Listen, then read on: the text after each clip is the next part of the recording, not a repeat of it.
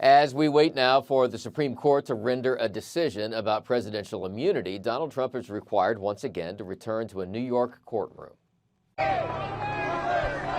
Turning his court appearance yesterday into something of a campaign stop, former President Trump met with union construction workers outside the courthouse in New York.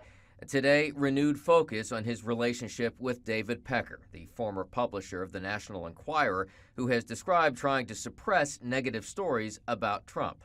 And despite accusations that he has violated a gag order, Trump railed on the case. This is a trial that should have never happened. This is a case that should have never been filed. You're bound to lose, you fascists bound to lose. No gag order outside the U.S. Supreme Court yesterday, as justices considered Trump's argument that presidents should enjoy broad immunity from criminal prosecutions, including the election interference charges he faces. Hard to imagine that a president who breaks the law is faithfully executing the law. Justices seem skeptical of sweeping immunity claims, but they may settle on a more limited approach. I'm not focused on the here and now of this case. I'm very concerned about the future. I think what the case is going to come down to is how sweeping is the immunity that a president has, and what exactly does it include?